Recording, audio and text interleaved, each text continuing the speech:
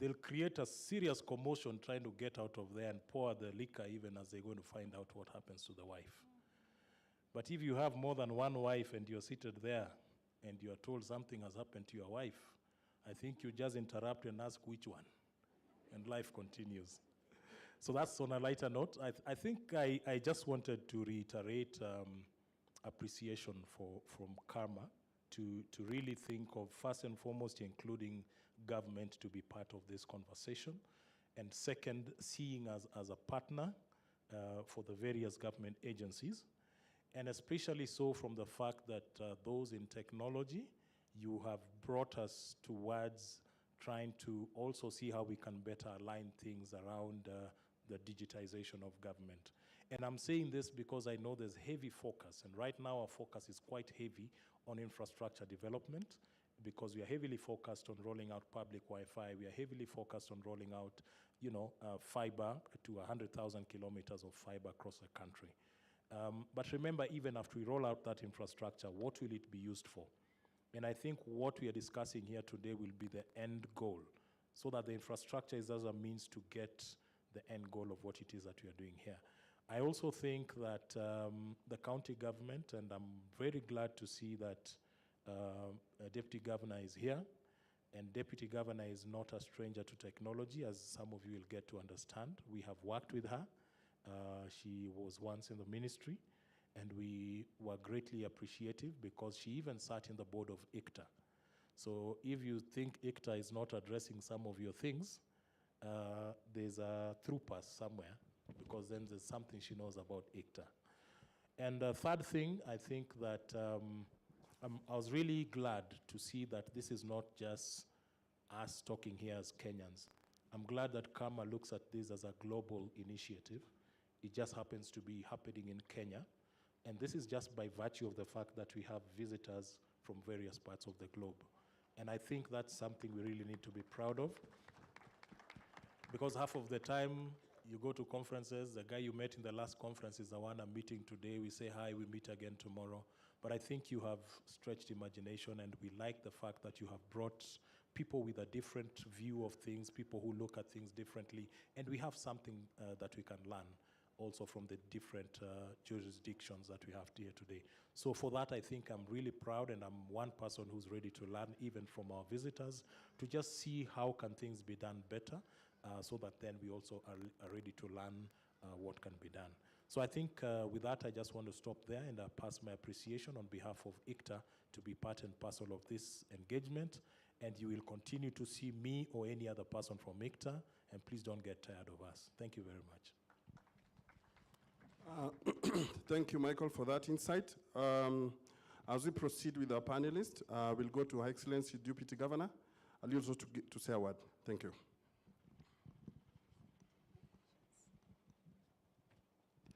Okay, thank you very much. I appreciate. My name is Lucy Mulili, once again, Deputy Governor Makueni. Of course, I must say I've grown as a career civil servant, but now I'm on the other side as a politician. But definitely, I feel it's my responsibility, because I truly champion records at the county government where I am now, where I'm working as a politician. But records, I'm always there where records are, so that I'm able to grow the officers who are there, but also to improve on records, digitization, and all that, so that we can move somewhere. I must say, recently, as why do I say that? Because I with practical examples, but I'll also wish to hear from the other counties what is happening. Recently, about 6 months ago, we were able to do a health information management system, which we were able to do at the county referral hospital and a few level 4s. What did that do? Because there are no queues, it helps everyone. Someone does not need to start from here. When you get into hospital, you go and pay, register, go and pay, come back, go and pay, go to the next one, go to the lab, go to the consultant. No, everything now we've been able to digitize. What does that mean? We jumped from 400 million to 600 million on source revenue from just digitizing at the health, in our referral hospital.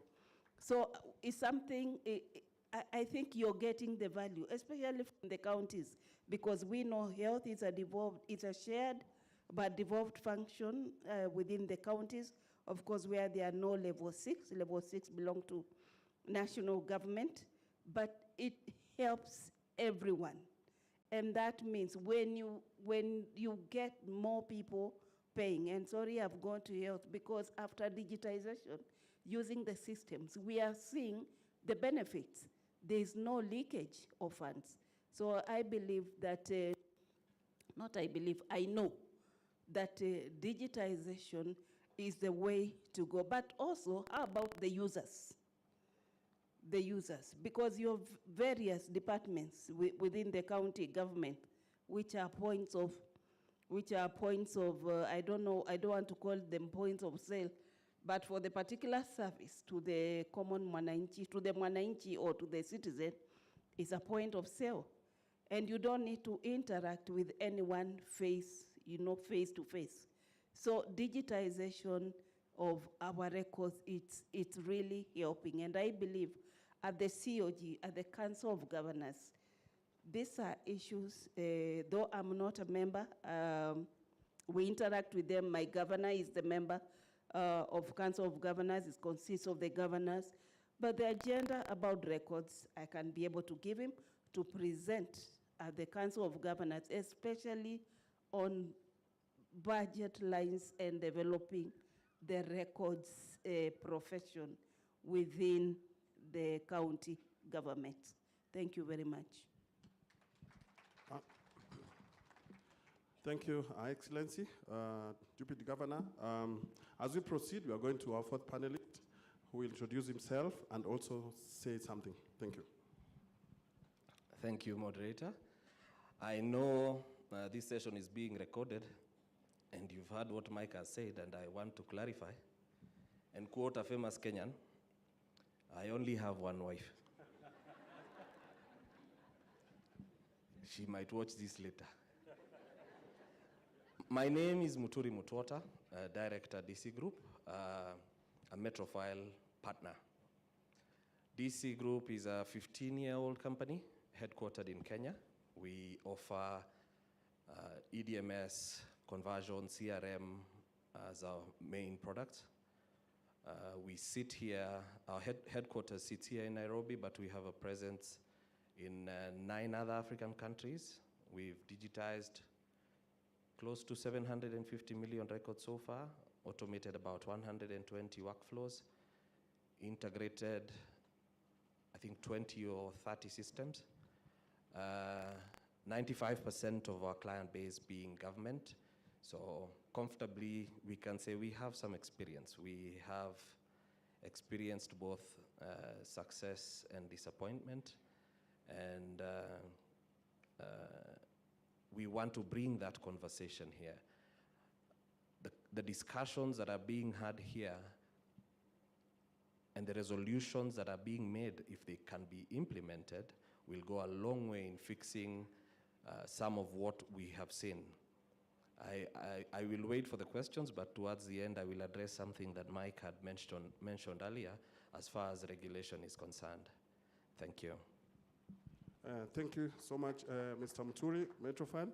And now we go to our last panelist, who also will introduce himself and also say something. Thank you. Hello, my name is Michael Gray, and I'm with Family Search.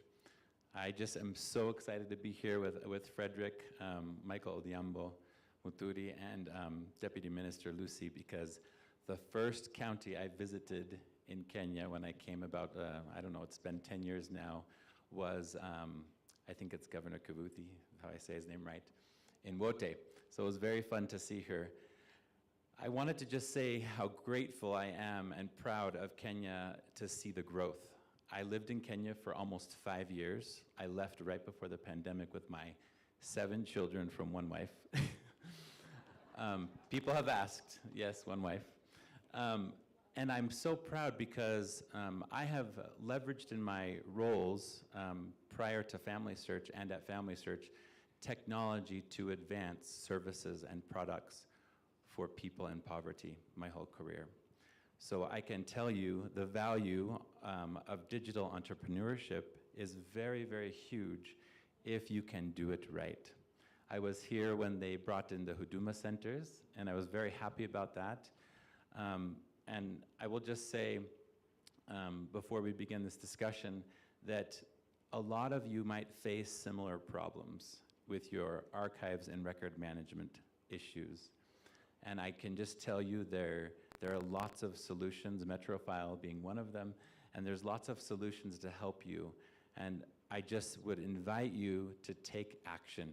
Don't sit idle. Take action on all that you've learned at this conference, and you'll see Kenya continue to thrive in the global economy. Kenya, I looked at often historically when I did a World Bank Accelerator for startups. All of them had to have a technology. We did support the growth and development, and Kenya, I always thought, was a leader in this East Africa region and across Africa because of the digitization and now digital transformation as we see that occur. I was very happy to see the progress of e-citizen services advance. Getting my visa, I used to have to go to just as an expat, as an investor in the country, to go to the embassy in DC. I lived in the States, and it took a lot of time. And now it is so easy to use the online services, even as a foreigner. And I just think the opportunity to help Kenya grow through technology is if you preserve and make your records available to the right people, and you follow very good policies that we might discuss today.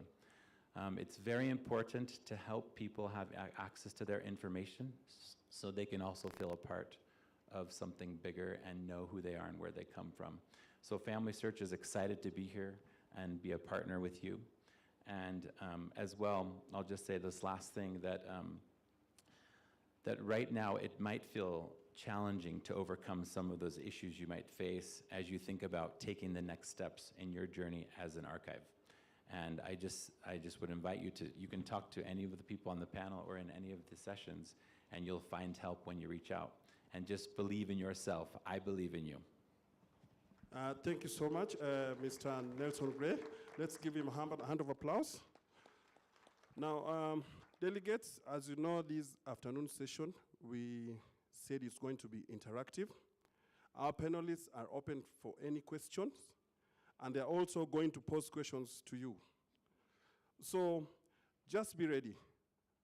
I know we have pressing issues in each and every organization that we are, and therefore, it is time just to open up. But I'm meant to, I've been told that we have staff from the county government who have some questions for Her Excellency, Her Excellency Deputy Governor. So we can start with them before we go to the rest of our panelists. Anybody from the county government?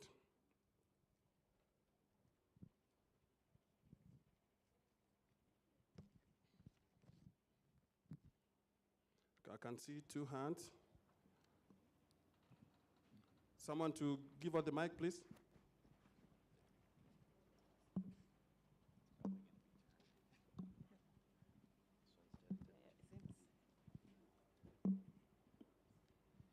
Good afternoon. Madam, Your Excellency, Deputy Governor, and panelists, and all protocols observed. My name is Paul Kelly. I currently serve at the County Assembly of Machakos as the head of records. I'm excited, Your Excellency. I heard you talk about the challenges during transition in terms of management of the records. And I must say that as working for the County Assembly of Machakos, we also had a problem in terms of transitioning from the county councils from the defunct county councils to the county assemblies. And mine is not really a question, is a suggestion for you, Madam Deputy Governor. For me, one of the biggest challenge that we face, especially, and I know for sure, even other counties and county executive and county assemblies, we have the same problem, is about advocacy. How do we place issues regarding records management to ensure that we have budget lines and all that? So I have a suggestion, Madam Deputy Governor. We have the economic blocks, the SECEB, we have NOREB and all that. My suggestion is that because we are, like for example, in the southern eastern part, we are experiencing the same in terms of the challenges that we have. As we talk about economic empowerment and empowerment of our communities, how is it that you can be able to push an agenda of records management through the SECEB initiative? For example, in Machakos, we tried to document the historical heritage around the defunct county councils, transition from that to county assemblies. And we hit a snag because we were not able to put together much of the records that were there before initiation of the counties. So probably mine is a suggestion that if you can be able, in your position as the Deputy Governor, probably pick up that issue with the SECEB, and even the other regional blocks can also copy that, my suggestion, so that we can also have a focus on advocacy from that area, that we can be able to grow the records management agenda in the counties. Thank you. Thank you. High Excellency, can you respond to that? Or?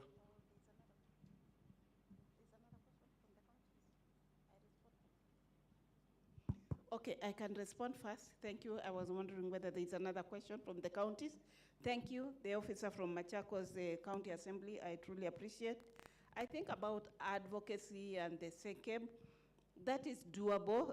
SECEB is Southeastern Economic Bloc, consists of the 3 counties, Machakos, Makueni, and Kitui, of which the 3 governors spearhead that kind of a collaboration. And at the moment, I'm spearheading the development of a gender strategy for SECEB region. So you have given me another agenda on records, so I'll be able to, I'm going to do that at the SECEB block. Now, on the issue of digitization of cultural assets, I think that was done by the Ministry of Culture. I think in about 17 counties, and I hope that program, together with the museum, the National Museums of Kenya, we were lucky. I think Makueni, we were able to digitize. That is last year. We were able to digitize about 64 cultural assets. What does that mean? That there is the traditional knowledge that exists, even from different communities. So in Makueni County, we digitized, but it was through the national government. But at the same time, the repository, it's both at the national and at the county government. At the county government, actually, the repository, the e-repository, is just opposite my office. I gave out my visitors room so that the repository could be able to be established there. Because what is a cultural? What does that mean? Cultural digitization of cultural assets. There are so many things that I must say, as Kenyans, that sometimes we have lost, because we, with the generations that have been there, some of them, you know, going away, the natural attrition, you find there are very good cultural practices. And that is because I come from Ukambani, don't say it is witchcraft. We didn't digitize witchcraft. Yeah, but we digitized a lot of issues to deal with song, with the food, with our shrines, a lot more. So there were 64 items that were digitized. It's a whole range. And anybody coming to Makueni or at the National Museums of Kenya, if you want to use, someone wants to invest in the digital items that, or any of them to make them for commercial value, it means that the Makueni County, there's something that they will be paid. So I'm happy to inform you, you can get in touch with the national government, the relevant department. I hope it can be extended to the other counties. Otherwise, it's a good question. Advocacy is possible. Thank you. Thank you, Your Excellency. Any other question? I'm here. I'd like to just add a comment to what is being spoken about cultural assets. We have a culture, I don't know the title very well, but there's an guiding how we manage our cultural assets, both nationally and in the counties. And counties are the ones that are tasked with the responsibilities of having those records. So for those of us who are in the executive, please take advantage of the provisions of the law and put together your cultural assets. It is important that we are aware of what is happening around us. Then another comment I'd like to give, the director ICT mentioned the number of records that are already digitized. But I am well aware that not many organizations have elaborate inventories of their records. So I don't know if that number includes what we have not documented, or it is an estimate, a conservative estimate. Maybe the director would give us some insight on that. Asanteni. Thank you. Okay. So very relevant to culture, I just wanted to add a little bit. Some of you might hear this presentation, some of the things we'll present tomorrow at Family Search we've been doing. But I've been able to show a set of cultural assets that we have been able to preserve. So one of Family Search's goals is to help people preserve their family genealogy so they know who they are and where you come from. And we find with a lot of migration, it's the same in Kenya, in many of the countries we work in, where people leave the village and go to the city, you can have 1 or 2 generations that have to try to get access to their records in the village, to go to school, to start a business, to get their ID card.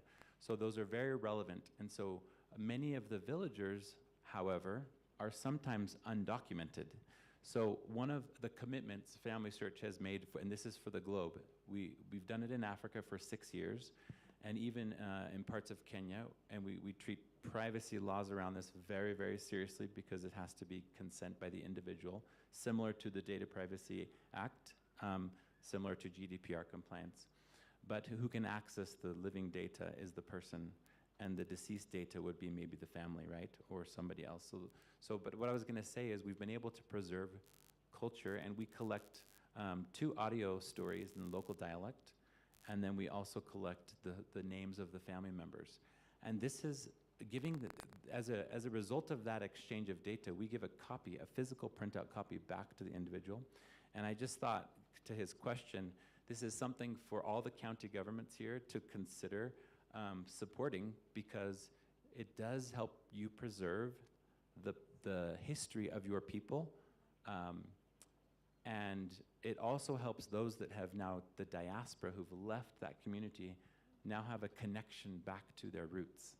So I just wanted to just mention that we find that value very high.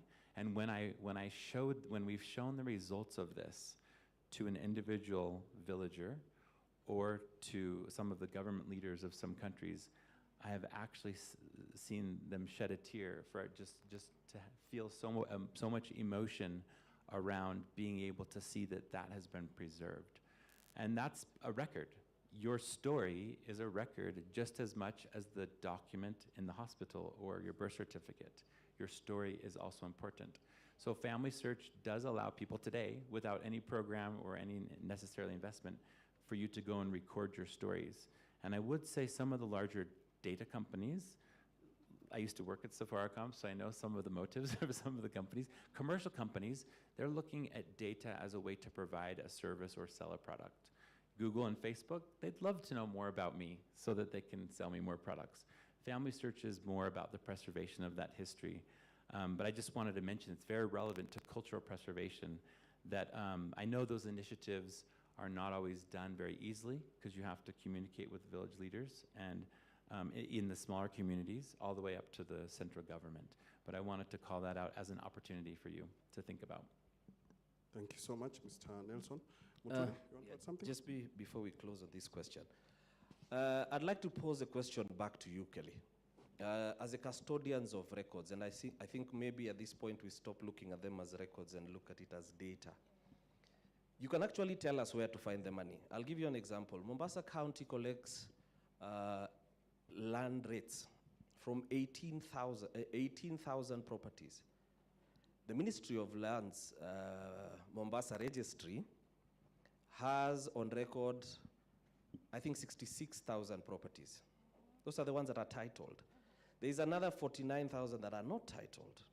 You have those records as records keepers. If we change the narrative to say, well, look, if we digitized our records, if we stored our records better, you're able to collect from these 100,000 people, then a budget of 20, 30, 100 million shillings is nothing. If you can move your revenue collection from 1 billion a month to 7 billion, asking for 10% to maintain those records, to build better systems, that would work faster than us waiting for somebody to come and find money for us. As I said yesterday, power is not given, it's grabbed. So take it from the data you have. Michael, you want to add something? Thank you. I just wanted to add a few things, and I quite agree with what has been said here. I feel, and this is something we've also seen, that one of the things that we have a challenge with is also people understanding why is it relevant to, digitize and all that. And I am a firm believer that if it is possible, and especially within the county setup, because that's where most of these records sit, if it were possible to monetize these records, then the uptake for them to be digitized or made available will be much higher. And I take the example given about lands in Mombasa. This is a question I'd also throw back to the men in this room. And I made a joke out of it, but I saw the glee in someone's face when I asked, how many men here last saw their marriage certificates?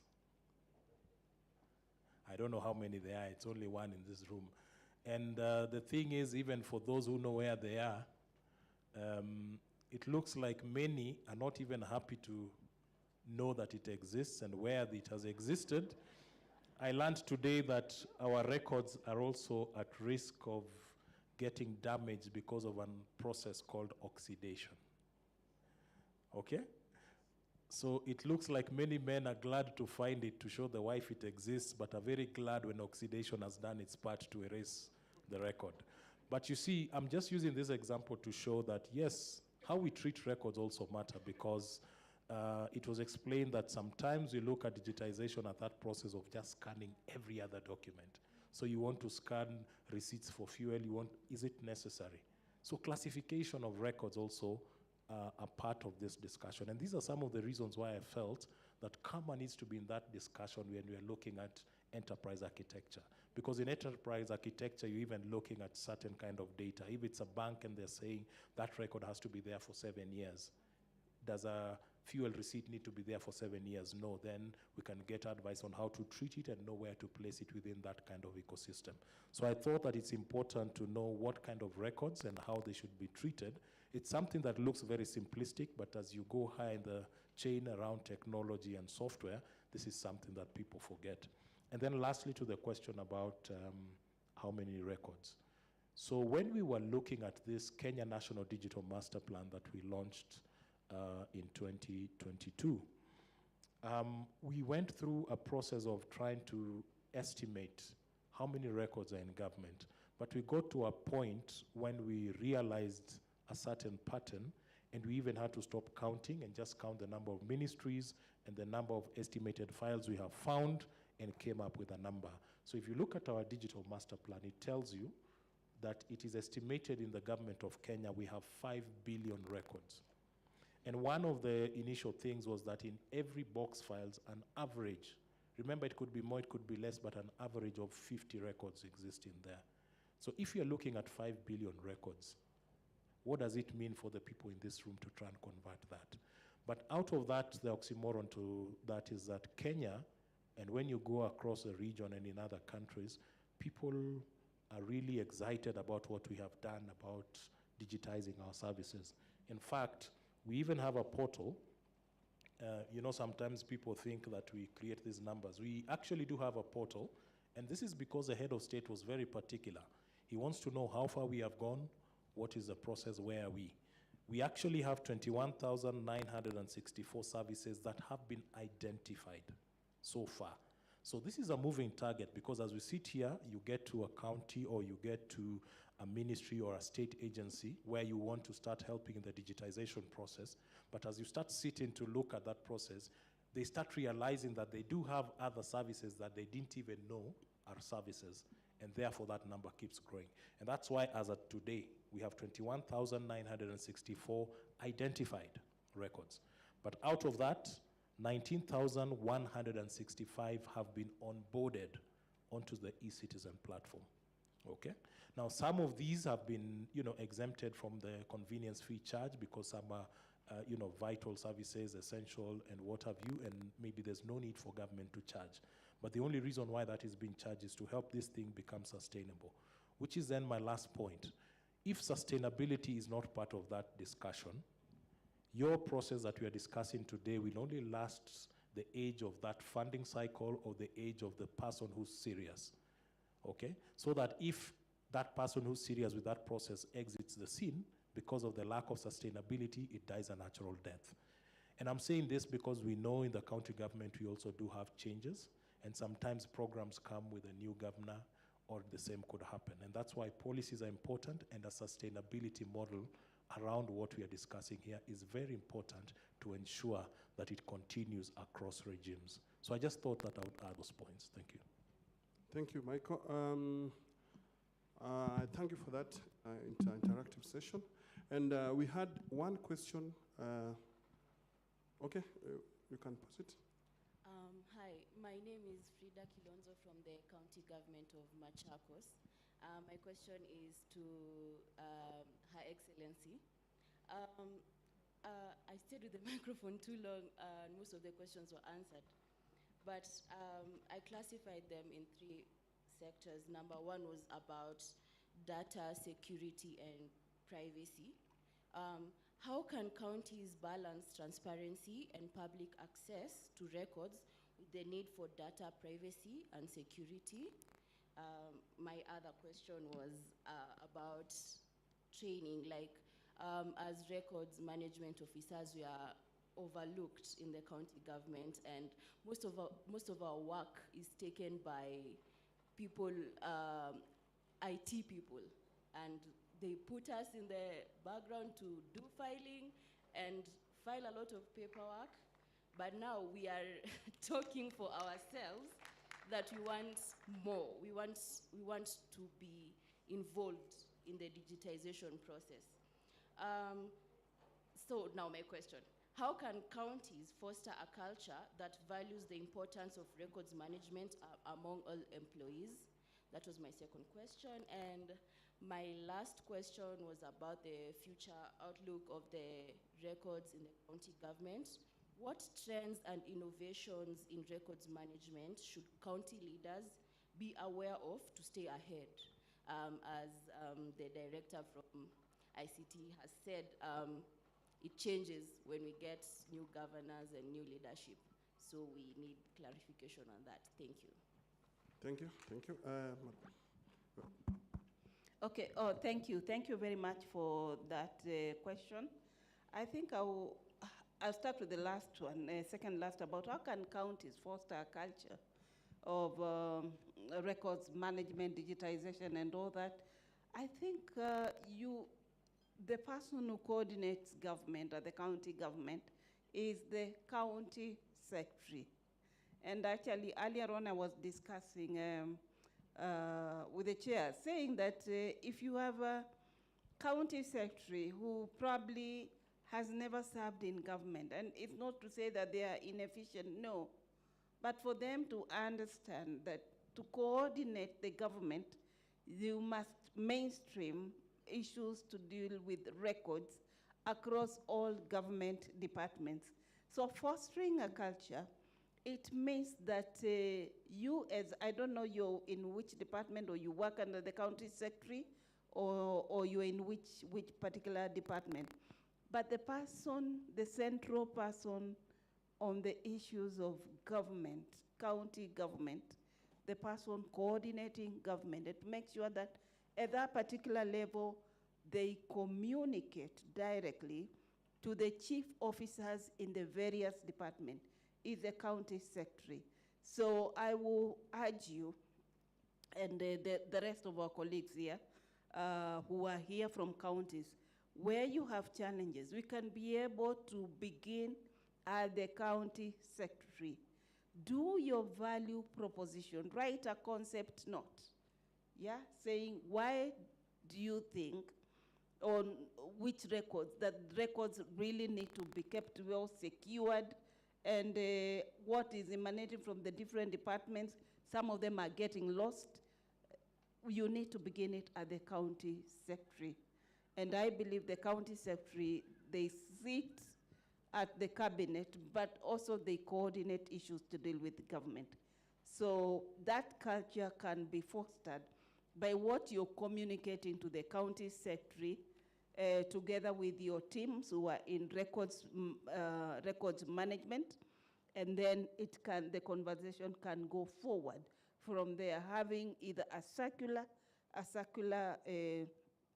which is issued, so that all the rest, the people who are generating records, yeah, can be able to start practicing what we want as records officers or records management officers. So it's very important to start from there. And starting from there, it means when they are doing their budget negotiations, as a records officer, you also need to be there with your chief officer, but at the same time communicating the same to the other chief officers in the other departments. I know the counties, there is a challenge. You may find there are only 3 or 4 records officers. So what happens to the rest? Because clerical officers, yes, they are there, but they are a little different from records officers, records management, yeah? Secretaries, I know sometimes they're that typing and creating records, but ultimately we need every single department across the county. In fact, if they are less, they should be about more than 30 officers within the counties, or going to 50, because I'm thinking about the sub-counties at the county headquarters, but also the sub-counties. Devolution was about provision of proximate services to the people of Kenya.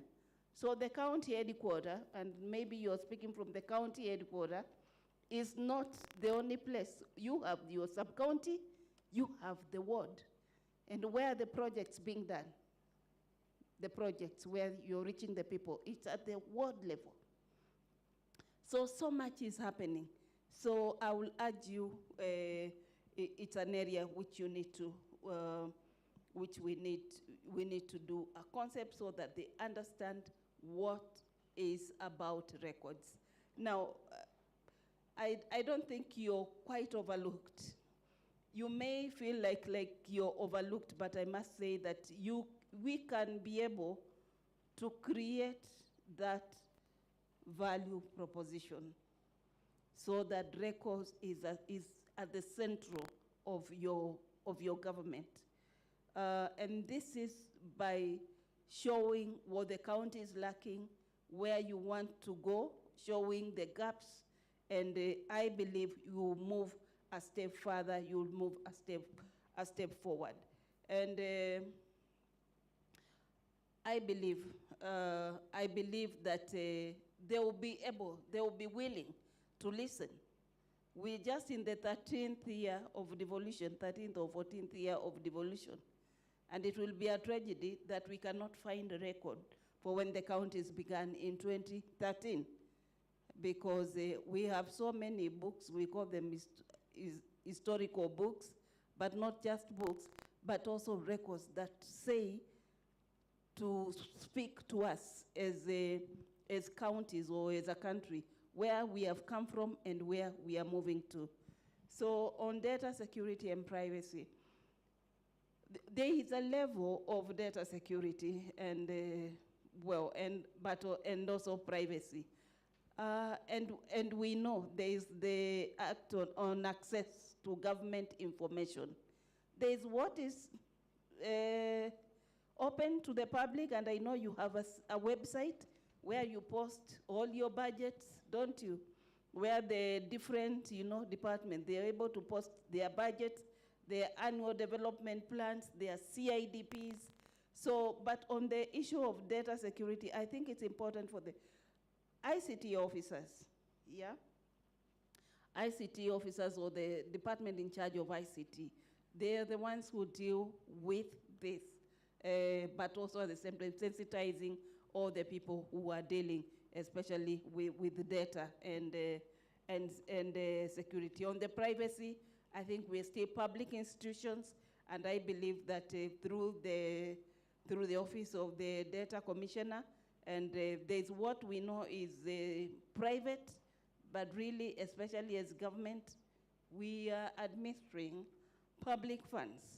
And therefore, what you may term as secure, as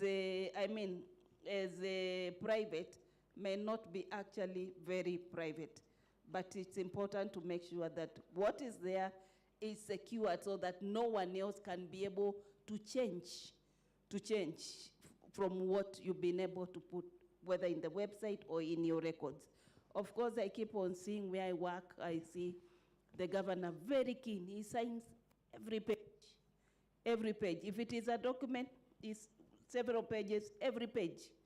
The governor I work with is a lawyer, and he signs every page so that someone does not put another page and remove. So I think that is again about security.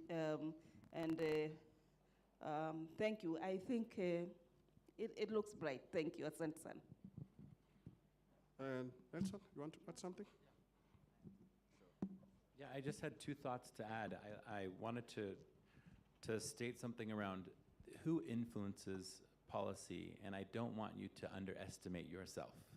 So just know you're valuable. And when I think about developing products, now I've been a product manager for Safaricom. I've been a product manager for Opera Mini, the browser company. So when I'm designing products, and this is no different than it very relates to your job in the county government, I always think about what problem am I trying to solve for the user. So right now, I would ask everyone in here to think about your role as an archivist. What problem are you trying to solve? Let's say you digitize all the records. What is the value of digitizing the records? Now, Madam Deputy Minister Lucy just said you have to write up a proposal and propose the value. And I think the value comes from you. The ICT staff, they will know maybe what technologies are best to use, maybe partnering with METROFILE or Family Search or other partners. But the people who define the value are those sitting in this room. So you have to think about what is the value you need the data and the records to provide your citizens and your leadership of that government. And I think that's what shapes policy. So if you don't know that answer to that question today, I invite you to come up with the answer. Have the answer in your mind, and you're gonna get at this conference a number of technology ideas from a couple of the companies here. And also, you'll learn about best practices. We heard from Bob from Robert Malloy, and from the World Bank. We also learned about what things should go into the policy. And I think those two things, if they're in place and you show the value, it's a lot easier to ask for money, to find the right partner, to find the right technology, and now all of a sudden you've turned the tables where the ICT staff become your executors. They go and execute what you propose as the archivist is best. And I've seen this happen. We at Family Search, as we said, we've worked in over 120 countries, with thousands of archives, and we've seen the ones that have had the most success are the ones that understand what I've just said. So the second part about security, I just wanted to highlight two things. Related to security, you have security to the data, and you have security to the process. So like around signatures and approvals, but also security to access your own data. Now, I want you to think about for a second yourself. Do you feel that you have a right as a citizen of Kenya to access your own information? If you don't know that yet, believe it. It is your right, and you should have it. It's every human right to be able to access their own information. When you're talking about accessing other people's information, now that's where some of these policies on data privacy influence that access, right? So you might have data for the living that is your sister. Well, I can't access that data for my sister because if she's an adult, she should be able to control her own data. Now, if it's a shared deceased mother that we share, then we should both have access to that because that's our mother, or the next of kin. And I think some of the policies really need to start defining the data access based off of historical data and modern or data that's accurate for today. Now, I will just say one last, I'm gonna put in one push for all of you, and this is for the government of Kenya to hear forevermore. I've seen the countries in the world, in our work at Family Search, advance faster when they have increased transparency. Any government leader, in my opinion, who wants to block transparency or block record management solutions, I would have a caution about that. I would be worried about why. Because I have seen economic development skyrocket when records are managed well and accessible controls and policies and data privacy honored in other countries around the world. And I think Kenya is very ripe to be a leader in this industry. And I've been sitting here thinking about Karma's conference this whole time. This should be something that's regional. There's not another thing like Karma happening across Africa. And you are the pioneers. Yes, you are the pioneers of this work. And to the last point on the technology is there are technology solutions that have worked in many countries. We do not have to recreate the wheel. We can use the wheels that are out there and attach them to our car and race. So I think that don't underestimate the progress Kenya's made. And I would just continue to again, go back to finding the value.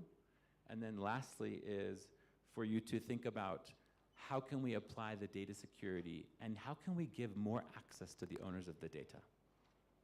Because that creates economic opportunity for the citizens. Yeah. Michael, you have something to add? Muturi? Yeah, thank you. I was really itching to chime into the question, that last question about not feeling, let me not use the word appreciated, but not feeling the weight of what you do within your space. And I think I have a potential solution, something we have actually done and we have seen it work. And you touched on it. And I think the answer is around enforcement and compliance. So you're sitting in the county, and ideally you are in charge of records and records management. I would propose you consider something. Consider, as the persons who own the management of that data, going to the Data Protection Act 2019, which already has regulations. Register or get that county registered as a data collector and a data processor. Now, we did that as ICTA so that you can enforce compliance. Now, what does that do for you? The minute you have done that, first and foremost, you get to the space where there are certain compliance things that must be done by law. I think a lot of you remember that the data commissioner showed her claws when some people were taken to jail. Just because of taking a video when people were in a nightclub and it was taken without their consent, okay? That is your data because that is you. So if as a county, and I'm saying this because we are government, we are an actor, but despite doing that, we went and registered as a collector and processor because we were involved in the e-citizen process, we were involved in doing things that gets us access to people's data. But when you do that, it then forces the people within your space and the rest of the government agencies to have to abide by the laws and regulations in there. Now, if you did that for the county and you're the first mover to get that county registered, it then becomes important for even those ICT people to have to comply by that law. Because that law, by the way, is very specific to the jail terms. So all you need to do as a records person is to remind the ICT guy, do you know Z says if you don't do this, the jail term is 1 year. I think just end at the jail term and you'll see compliance. To be the ones who are getting your county registered as a collector and a processor. Now I'm saying this because many people are not taking these things seriously now. But where we are going with the data and the globalization of data is regarding the compliance. And any person who then will not treat this data, whether knowingly or unknowingly, mistreats the access to that data, you'll find yourself liable. And ignorance is not an excuse to the law. So to me, that is an avenue that you can use because it will address your issues of data security, data privacy, and all the things you had as a concern. So I just thought I would add that. So take advantage of the Data Privacy Act and the registration process, I believe, is quite easy. Thank you. Thank you, Mr. Michael. Now I'll take this opportunity to ask any delegate with any question because our time is running out. And I can see one hand behind there. Anyone else? Just take two and then we can close the afternoon session. Kindly give him a mic.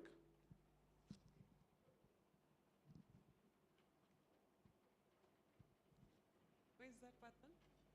I have a mic here. Ako wapi?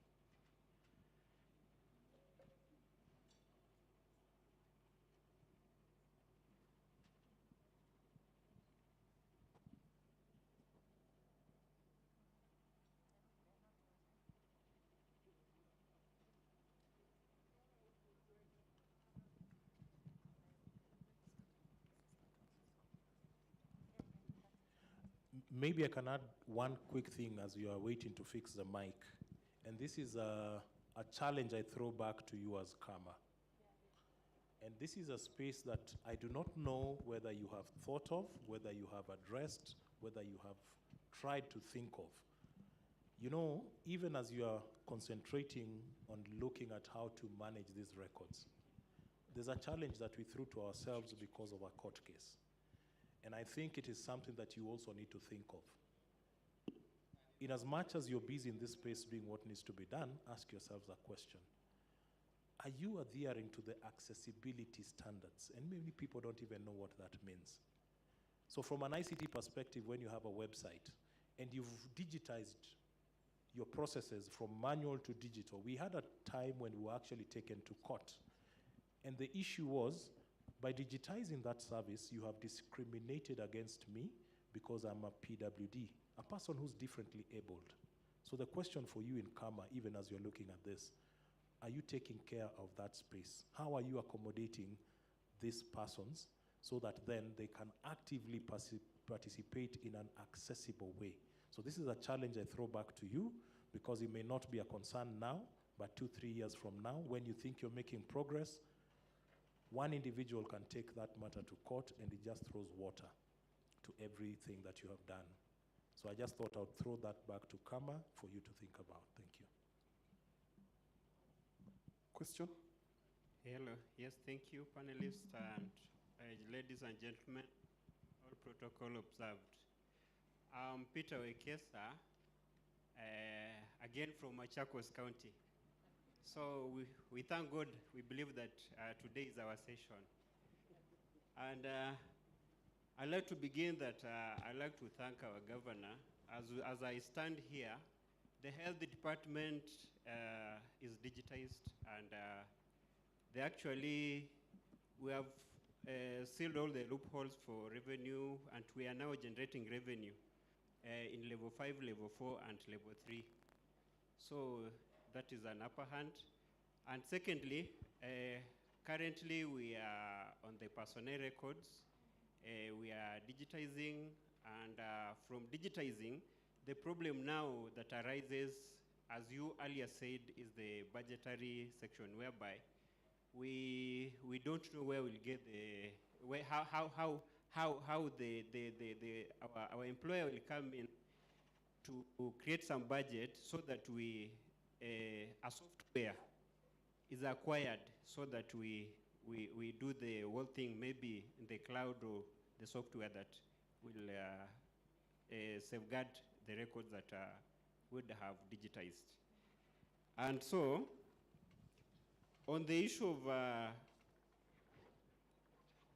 data security, I'd request the data commissioner at least to do the sensitization to create awareness of the records, officers, and all the secretaries and any person handling the records, whether in the county or the national government, so that at least the employees get to know the benefits of securing this information whenever they are at the workplace.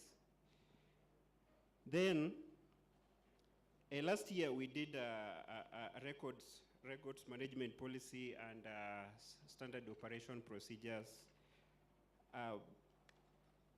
which actually I think is at the county assembly level for approval. It passed through the committee, the CEC's committee, so it's at the county assembly level for approval. Now the problem that lies with us, most of the counties and some of the organizations, we don't have the Directorate for Records Management. And that is what is ailing us to not to have the space, or rather the opportunity to air our grievances, because most of the things are done for us. And we only get them on the table that ABCD has been done, and you are just there to adhere to what has already been decided.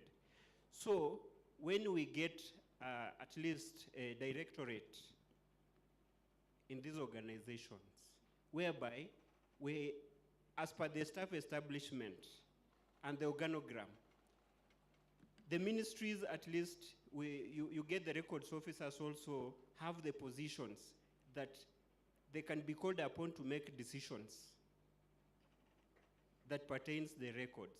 At least we will appreciate. So, through Her Excellency, the Deputy Governor, I overheard you say that you are the Vice Chair in the Council of Governors, Deputy Governors. So I will request that you forward that so that our positions are affirmed in our organizations, so that actually we can also have a say whenever it comes in decision making, not just the others to make decisions for us. Thank you. Okay. Thank you, Delegate. Anyone's last question? Then one last question.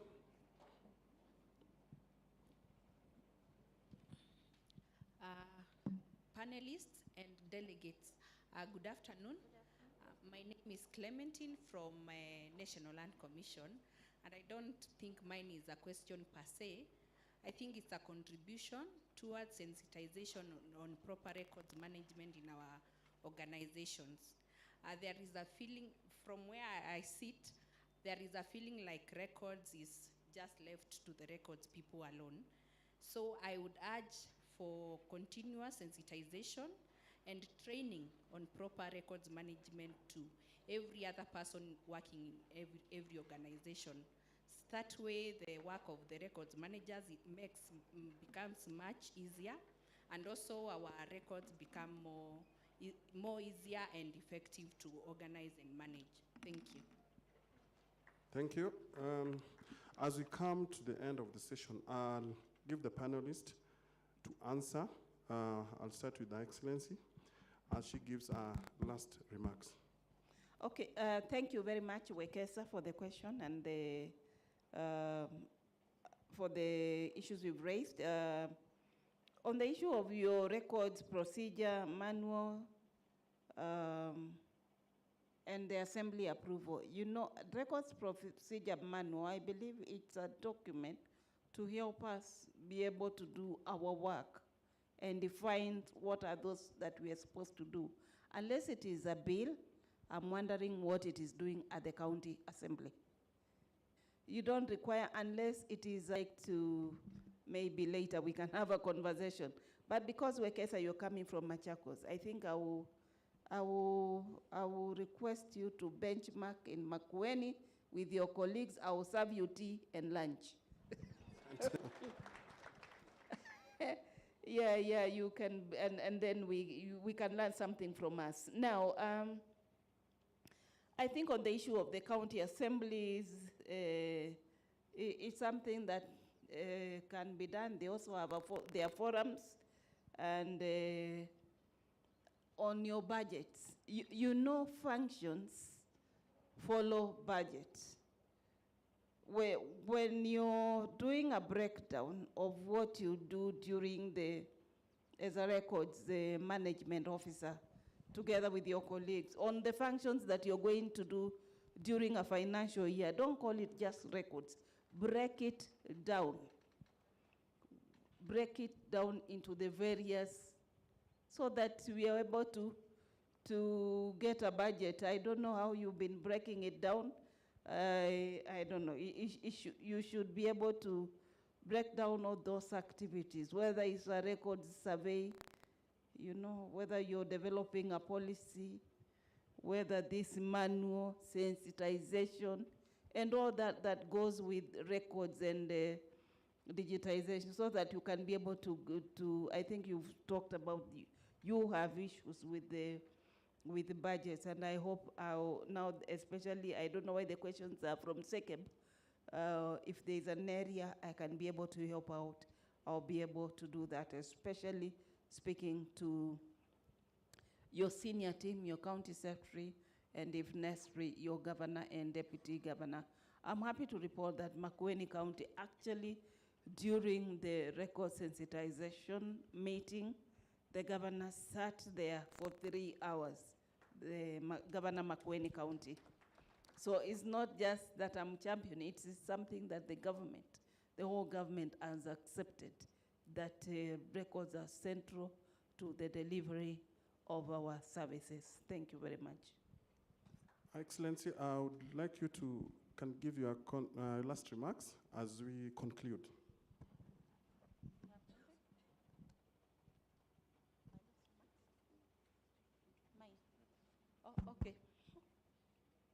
Okay, my last remarks today is that I'm grateful and I'm happy with the direction that Karma is doing, sensitizing their members, but at the same time involving them on the new developments in the records management information systems, and you have made progress. I'm happy that Karma, you're providing the right leadership, of course, notwithstanding the challenges that most, probably some of the officers are facing at some levels.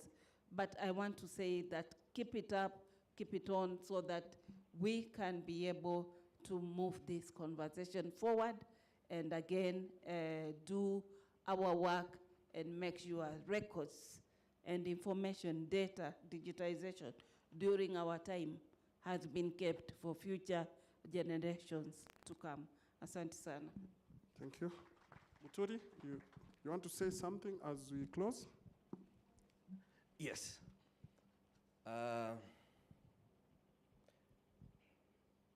Mike had mentioned something about regulation. And I don't know who in here has gone through the standards. Just hands up if you've seen the standards. That's EDMS, digitization, and have you seen them? Please take time to go through them. It's less than 100 pages, but it's worth your time. And why I say that is it speaks directly to what you do. As I've said, we've had very successful projects, but we've also had projects that have disappointed us. And I just pick your pen and your paper. Quick calculation of one of the ministries that we all need. I'm sure you all have titles or you own land, and you would like to charge that easy access to credit. You know, people. That is one of the projects that we were disappointed in. And disappointed really is because we have a conscience. I would not say no to repeating a project 5 times if I'm getting paid, to be honest. But we have a conscience. I live in this country. I want my mother to get her title quickly. I want my father to be able to access his records. For my children, I'm not sure what I leave them will end up in their hands. Ministry of Lands, PILAC 1, 2007-2010, 1.1 billion shillings. PILAC 2, 2011-2013, 2 billion shillings. Digitization of Lands, 2015-2017, 2 billion shillings. Second phase, 750 million shillings. Is that project successful? Was it successful? No. Why? It failed at conception. The users were not involved. And I believe next time, not only should you invite Ministry of Lands, you should force them to come here. The records they hold are our lives. The records that Ministry of Health holds, those are records that can, I've seen somebody walking around and the hospital there says he died. There's a record saying Muturi is no more because it was mishandled. That is the money we are losing when people on the ground cannot access services. When we went to tender, because public work, public jobs, you have to go to tender, and we won, and my partner back there, Bernard, will tell you, on the day that we were collecting the award letters, the job was distributed to 4 or 5 companies. And 2 of us had been in the industry, and 3 had never seen anything to do with digitization. Actually, one was called, I think, Jawabe Hardware. How they had gotten there, I don't know. But as soon as we stepped out, one of the people there called me and said, "Excuse me, nitanunua wapi printer?" And I said, "We are not printing." He said, "Okay, photocopier." I said, "We are not making copies, we are digitizing." Fortunately, they were convinced to subcontractors, so we delivered that job for them. But I shudder to imagine what would have happened if Jawabe and their hardware business had tried to digitize your records. You know, we think all these things are happening to other people and not us. And with that, I pose a question to you, Mike, and to ICTA, and to the ministry. As the owners of records, why can't we have a commitment during this week that we are going to engage them? Because it's urgent that we engage them as we embark on all this. We are talking about billions of records, and I'm sure the money is there. One of the problems, and I've not heard anyone complaining, apart from the counties, as far as government up here is concerned, there is money, there is budget. You see tenders every day for digitization of records, for EDMS, there is money. But where is it working? One of the successful projects we have implemented, and I'm happy I think they're here, is NSSF, where everybody is involved. From Nairobi to Busia to Kisumu to Lodwar, you're involved, you have a voice. And we are discovering that the people we are not even talking to in Lodwar and Busia know more of what to do with those records, know more of how to re-engineer their processes than the people who are seated in Nairobi, that's where we make all the decisions. There's a records manager giving proposals from Lodwar that have helped the organization. So my question is, what can we do to ensure that CAMA is at the forefront of this movement? Because from the standards you have set out, we will need regulation. We need people who have more than just back. We need a lot of bite. Thank you. Thank you, Muturi. Mr. Nelson? So I often tell people who don't know much about Africa, when I go to other countries, because I cover the globe for global oral genealogies, I tell them the story of the African proverb that when a man, and I add a woman, or a woman dies in a village, the library burns down. That does not have to be the case anymore with the technology advancements out there. And so I would just leave some parting thoughts that I loved his example. When you think about your inheritance, your legacy, your heritage, your culture, and your own families, I think it's imperative that you work hard to decide what is going to be your legacy as the record manager or archivist in your role. And what is going to be the legacy of the leadership of your community, whether it's some of you might be private sector, most of you are government here today, and what are going to be the opportunities you're going to give the citizens in your community? And it goes back to the value. And I would invite all of you to be thinking about, I know we've talked, the conference theme is from digitization to digital transformation. Some of you may be stuck in just how do I digitize phase. Others of you are in the digital transformation phase.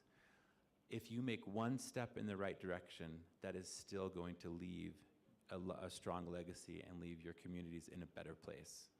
So I invite you to do that very thing and leave a legacy with smart methodologies and approach, and make sure that we make that proverb no longer true, where those libraries are no longer burnt down, but they are preserved, protected, and passed on to your future generations.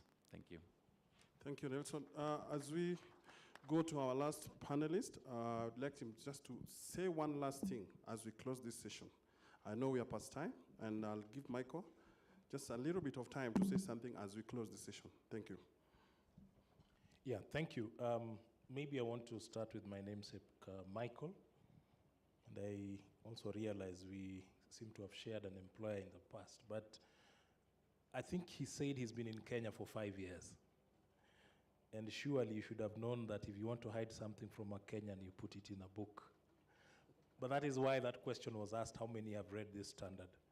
But I just want to say that I agree that it is one thing to make a standard, but it's another thing to make people aware of that standard, to know why is it of value. And maybe that's where we are probably not doing too well. So this is a challenge given to us by KAMA. We want to walk this journey together. I think we start by going to ICTA, that is icta.go.ke. There's a part there where you look for the standards. You'll actually find a whole list of many other standards, and definitely you can go to the standards of interest in this discussion. So I just want to reiterate that the standards are there. It would help that we also see how, as ICTA, we do have a portal we call smartgov.go.ke, where we do a lot of online training for citizens and even government officers. So that's another avenue. But you can only go there if you have content. So the question I pose back to you, help us with content to help you push the sensitization agenda.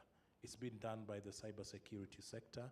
It can also be done by the records management and archiving sector. The other thing I just want to say is that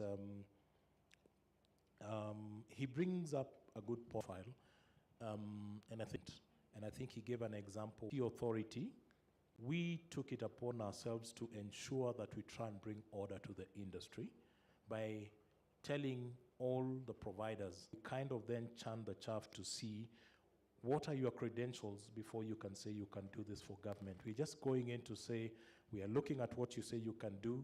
You say you're good in networks and this, and we look at the profile you share, and out of that we give you an ICTA certification, which even has got categories. So if you're a data records or whatever it is, we even categorize you. You're at a higher category, someone else is at a lower category.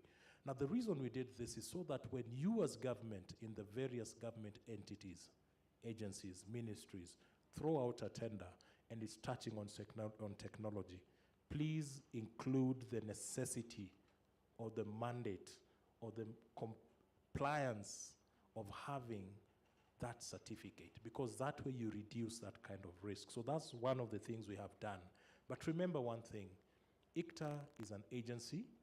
Other government entities are the ones who take responsibility. The procuring, or rather the accounting officer takes responsibility for the procurement. So we cannot force that entity to put that expectation and condition.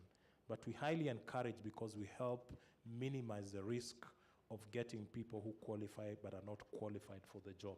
So as ICTA, that's what we have done, but it takes two to tango. For that to be successful, the entities in government also need to play in that space and work with us to ensure that is done. The other thing we say, involve ICTA, because as ICTA, we will try as much as possible to align that agency in trying to know, if you want to get into this space, please ensure you consider 1, 2, 3, including talking to Karma, maybe if it's a records management thing, so that by the time you're going to tender, it's more informed. And sometimes these things happen because of the kind of specifications you put out, so that you find you're a highly qualified person in that space, but you end up with someone else who is lower priced, but he met all the other qualifications which were not really to the spec of what should have been delivered. But I don't want to speak for the rest of government. Mine are just to show the things we have done as ICT authority and the Ministry of ICT in trying to minimize those kind of risks. The other thing I just want to talk about quickly is that I still believe in the power of monetizing data. If we can move to monetize data, even if it is within the organization. I'm sure some of you have had instances where you have a pool printing printer, and then you charge each department based on how many copies they print. I mean, it just creates some kind of awareness that we are using so much, and therefore people begin to think of how they should treat that data. So I still think if we look at how to strategically align monetization of data, so that by the time we are turning these records into data, it's also an incentive to turn the records into data form. I also want to talk about the involvement of private sector for implementation of a lot of what it is that we do. And let's accept it. We are in government. We are meant to do policy and sometimes implementation. But any government agency involved in implementation in one way or the other must work with the private sector. So let experts in private sector work with you to make things happen. Sometimes we want to do everything on our own and we fall flat, and then it becomes an embarrassment for all of us. So let's accept where we need help. Let's work with the private sector to get things working. And also to private sector, and especially to Karma, I want to propose. There are many things that you are doing and you have a very nice theme, but please, look at the government. What is the agenda of government? There's a bottom-up economic transformation agenda. There are certain sectors that are of keen interest to government: health, education,